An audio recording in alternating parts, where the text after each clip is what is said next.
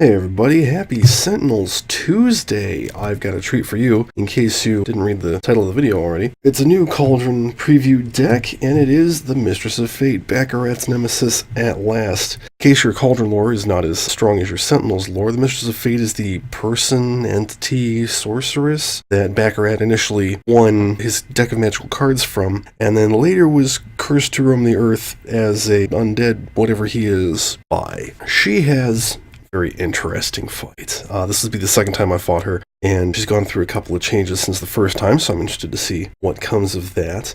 And you'll notice I've got two cards here for her instead of the oversized because I'm not adept at making oversized cards out of standard double cards. But her setup says at the start of the game, put her character card into play, endless cycle side up, put the timeline card in the center of the play area, shuffle the day cards face down, and place them in a row to the right of the timeline. So to show off, here's the back of her deck, and here's the back of the day cards. It looks slightly different. This is the timeline. This card is indestructible. Day cards cannot be affected by non-villain cards. Cards beneath villain cards are not considered in play. So this is kind of like your Coliseum sort of thing, where it's just a framework for the fight and not really something you can do anything about. Immediately after the environment turn, flip the Mistress of Fate's villain character cards if one of these things occurs. A, the players choose to flip her. Important. Not always a good idea. B, all heroes are incapacitated. Interesting. C, all day cards are face up, and last time I fought her, that was the only way I flipped her, was by getting all the day cards face up. For gameplay, start of the villain turn, flip the leftmost face down day card. So the way this works is you're trapped in a 4-day time loop, and it will repeat over and over again until she runs out of cards in her deck. And this is why you don't want to flip her too often, because she will remove cards from her deck. Continue playing if all heroes are incapacitated. Incapacitated heroes keep the cards from their hand, deck, and trash separate from each other when removing them from the game. Cards that were in play go to their trash. So, because you are trapped in a time loop, death is meaningless. It's an inconvenience, you lose any cards you had in play, but once she flips, so do all the heroes. And that's all her backside is for, is she resets the time loop and goes back to the front. So, this is a very interesting fight. And because death is meaningless, it also means that this deck gets to do what Cauldron loves, which is big hits, and she likes doing 10 to 20 damage at a time. And to face her, we've got Baccarat, Ace of Swords, and I should note, Ace of Sinners and Ace of Saints are the two ongoing cards in his deck. Ace of Swords and Ace of Sorrows are two of his promos. Keep that in mind, you'll notice a little bit of synergy. And because I've been shit at keeping up with both the variant unlocks and the letters page characters, we've got Extreme Haka, Scholar of the Infinite, and Guise. Haka, I'm going to note, is not going to play Ground Pound. That card will be discard fodder in this game, because the first game I played, Tachyon dominated it with Hypersonic Assault. I will allow myself to play Offensive Transmutation if I get it, but otherwise no shutting down all damage. And when the Temple is Yulong, because I rolled that and it's fine. Alright, so start of the villain turn, flip the leftmost card face up. Day of Swords. Oh, that's interesting. That's kind of like what Baccarat's doing right now. When this card flips face up, play any cards beneath it. If there are none, reveal cards from the top of the villain deck until an anomaly or one-shot is revealed. Play it, shuffle the other revealed cards in the villain deck. When the Mistress of Fate flips or that card leaves play, put it beneath this card. So the way the day cards work is they each, well, 3 out of 4 of them, capture a card from her deck and will keep playing it when they flip up. The one-shots are probably worse than the anomalies because those are just targets. So let's say we're looking for a one-shot or an anomaly. Okay, Tangled Weft. Each player may discard and or destroy up to 3 of their cards. And if any player has non-character cards in play, not sharing a keyword with cards they destroyed or discarded, the Mistress of Fate deals their hero 15 infernal damage. So you see what I mean about the big hits? At the start of the game, it sounds like that's not going to be a problem. To take the damage, you have to have a card in play that does not share a keyword with a card you destroyed or discarded. So we don't have any cards in play, so this does nothing except go under Day of Swords.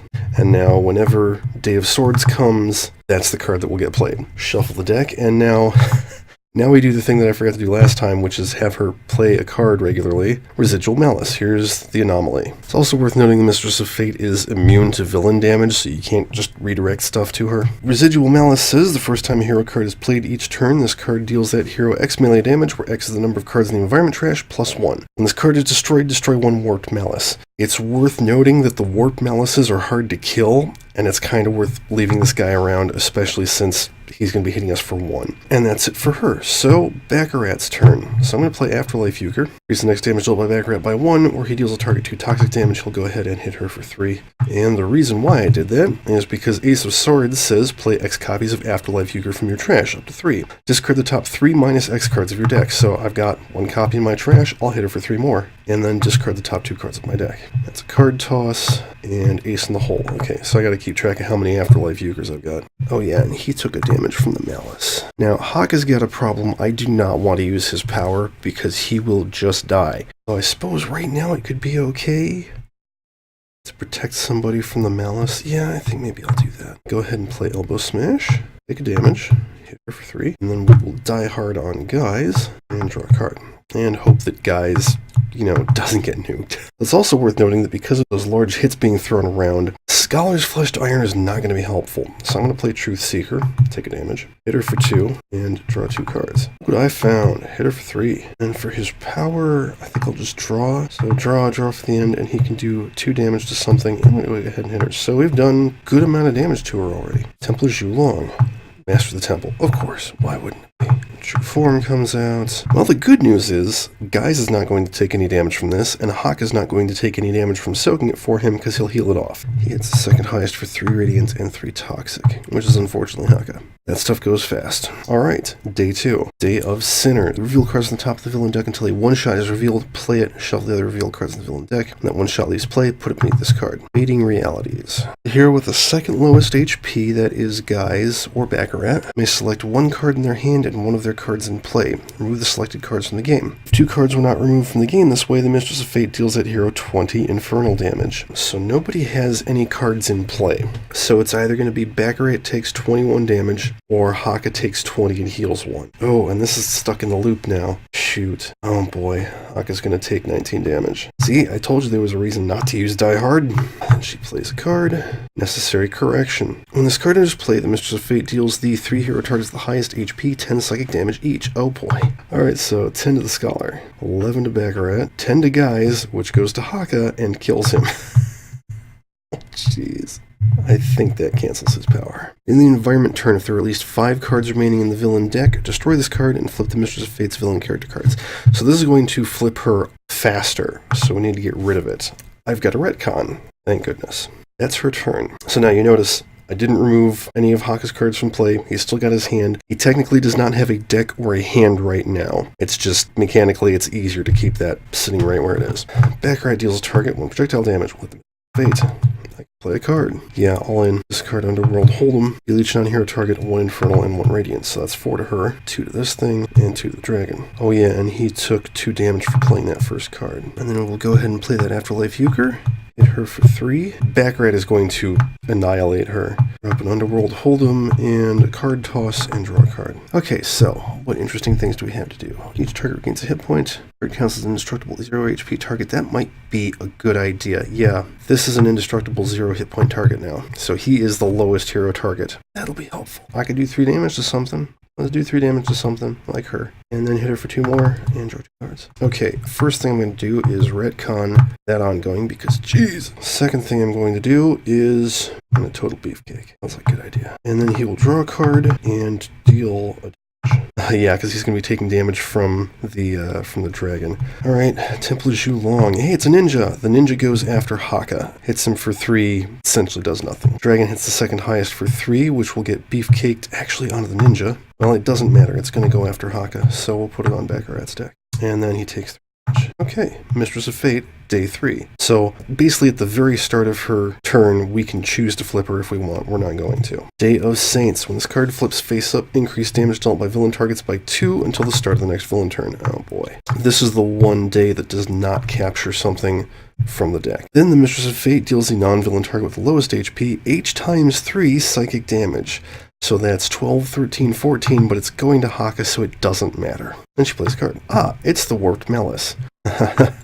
It's time to kill the other one. I reduce damage dealt to this card by H-2, so it's got 2 damage reduction. That's why they're hard to kill. At the end of the villain turn, this card deals each non-villain target H+1 energy damage and regains 4 hit points. Again, hard to kill. But we can kill the residual malice and get rid of both of them. So that's what we will be doing this round. So it's going to be hitting everybody 4, 5, 6, 7 energy damage. Each non-villain target. Okay, if it hits him, he'll be at 4 and he'll get the beefcake shot. So that's going to hit Guys first. He will beefcake it onto the residual malice, which we'll say is the lowest. And then when that card is destroyed, we can destroy a warp malice. And so that one worked out. Okay, cheap trick. Discard the top card of my deck. Oh, look at that. It's a ninja. He goes after Haka. We actually discard the top card. Reveal cards on top of your deck until the trick is revealed. Shuffle the other cards back into your deck and put them into play. I've been playing Baccarat a lot lately. Abyssal Solitaire. Till the start of your next turn, reduce damage dealt 2 Baccarat by 1. Acceptable. And then we'll play that Afterlife Euchre. Hit her for 3. Discard 2 cards. I fold and cheap trick, and one of these days I'm going to find another copy of Afterlife Euchre. There it is. Alright. That will slow down the card discarding and increase the damage dealing. Haka remains the 0 hit point target. Let's do get out of the way. Hit her for 2, draw 2 cards. And that goes away. Where did I leave that? Yeah, that's fine. And then I'll play Look What I Found. Hit her for 3, and hit her for 2. Simple as you long. Ooh, Mysterious Ceremonies. Excellent. The dragon is going after Guys this time. That's fine. 6 damage is nothing in this game. Oh boy. And then somebody can draw 3 cards or play a card. I don't want to have Baccarat draw cards. Anyone have anything that is actually useful right now? No, Baccarat's going to draw 3 cards. Okay, this goes away. Day 4. Day of Sorrows. When this card flips face up, reveal cards from the top of the villain deck until an anomaly is revealed. Play it, shuffle the other revealed cards in the villain deck. Only got about 2 anomalies left. It's a Warped Malice. Oh boy. Mistress of Fate flips with that target leaves play, placed beneath the card. So what I usually do is take and put it on top of the day so that we know it's tied to that card. I think we're going to have to just leave that in play and let her flip and get rid of it. So she plays a card. See the pattern ongoing. When this card enters play, the Mistress of Fate deals each hero 8 irreducible psychic damage.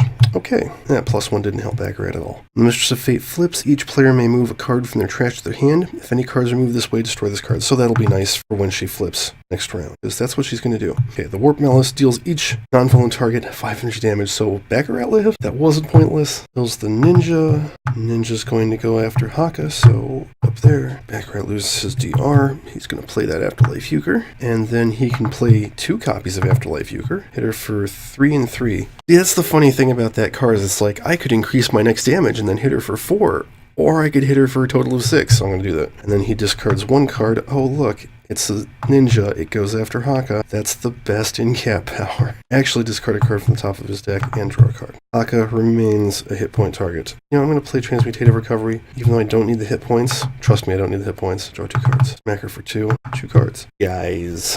Yeah, unfortunately, I can do that too is not helpful. If I use it on the Scholar, he'll hit himself for 1 and hit something else for 1. If I use it on Baccarat, he'll discard the top 3 cards of his deck. And if I use it on Haka when he's active, you know, he just will invite a lot of trouble. Although I suppose that would be good with Gritty Reboot. Maybe I'll keep that in mind. I'm going to play this here Say Cheese and do a big 1 damage to Mistress of Fate, and then draw a couple of cards and do 1 more damage to her. Okay, start of the environment turn. Deal the top card of the environment deck. If it's a target, discard it, otherwise put it into play. So it's basically if it's target or ninja. Okay, that goes into play. We get Resurrection Ritual, and then another Mysterious Ceremonies. Oh, this is going to be good. Dragon is going after Scholar. Somebody can play a card. Scholar's going to play No One to Hold Fast, because holy shit. Ninja does nothing, Resurrection Ritual does nothing. Somebody can play a card. I think the Scholar, well, I want to wait until everybody's active. You know what? I'll have Baccarat play Ace of Saints, and that will give us all damage reduction. And it doesn't matter if he keeps it in play or not.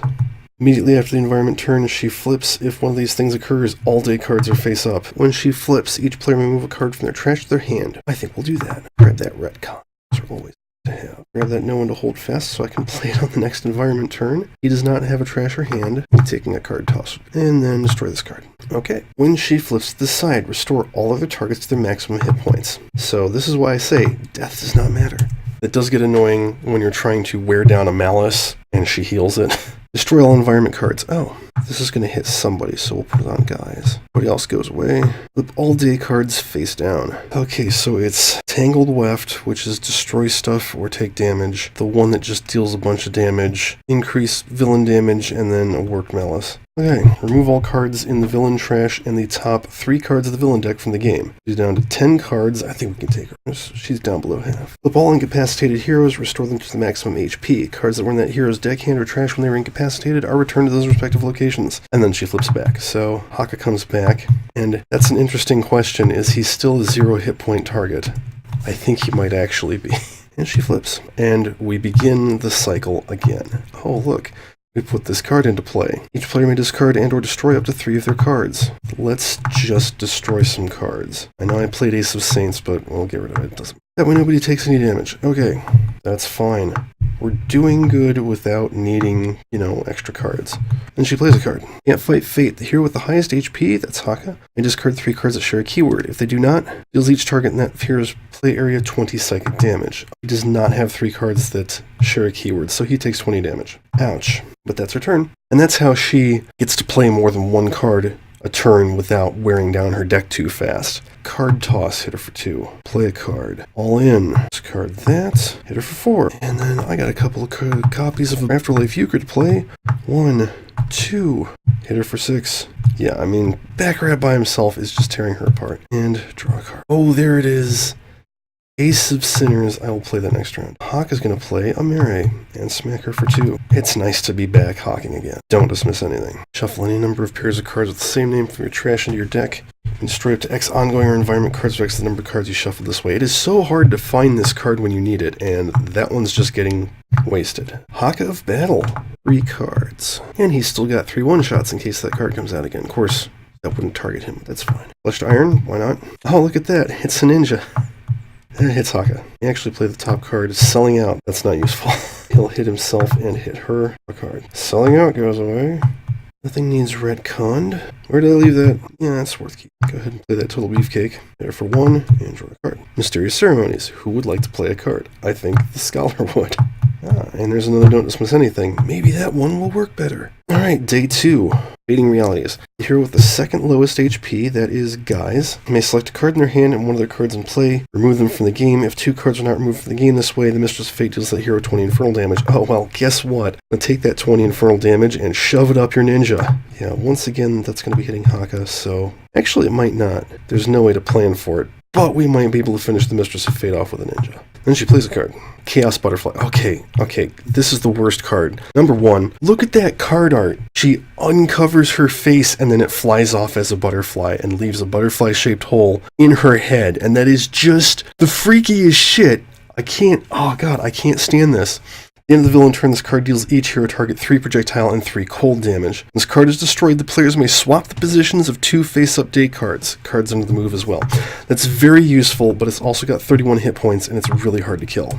Alright, so that hits everybody for 3 and 3. Scholar takes 2. Haka's almost dead. Okay, let's see if we can't take her out. Ace of Sinners. Everybody gets +1. Play those 2 copies of Afterlife Euchre. So that's 2, 3, 4, 2, 3, 4. So I hit her for 8. Draw a card. Haka is going to play this other Haka of Battle because, oh my god. Yeah, we'll just drop 5 cards. +8 to his next attack. Plus an extra 1 from Baccarat. 11 damage. And we win. So that's really cool. It's such a different way to just treat the entire game. The team wasn't overly powerful. Actually, the most powerful character was Baccarat. He's like Chrono Ranger. He really benefits from any damage boost. And of course, I was using his majorly offensive variants. But yeah, that's the Mistress of Fate. She's really exciting. She does a lot of interesting things. Let's take a look at the rest of her deck real quick. I don't know what was removed. Let's see. Same time and place. Ongoing. If there is no card next to or beneath this one, and an environment card enters play, move this card next to it. If an environment card next to this one leaves play, place it beneath this card. When the Mistress of Fate flips, put any cards beneath this one on top of the environment deck. So it's kind of like a day card for the environment.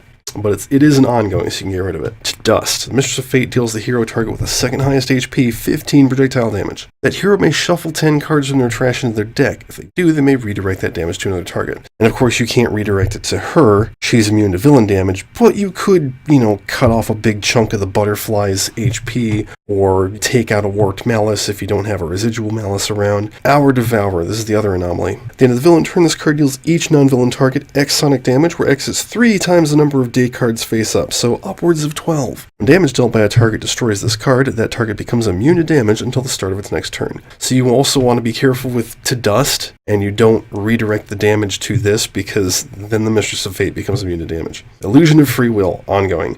Play this card next to the hero with the lowest HP. Destroy this card if the Mistress of Fate flips, or if there are ever less than 5 cards in the villain deck. Redirect damage dealt by this hero's cards to the hero with the highest HP. You think, okay, well, so I just won't want to play cards for a while. But at the end of this hero's turn, you play the top 2 cards of their deck. So it could help you by, getting you set up randomly, but probably isn't. The new expansion of Cauldron is really exciting. It is, I believe, called Adrift, which is interesting because Drift is one of the upcoming heroes. I will continue to show it off as decks are released. And remember, Tabletop Simulator and the Reavers, Cauldron, and Sentinels DLC are not official Greater Than Game products. Please support the official release. Flip!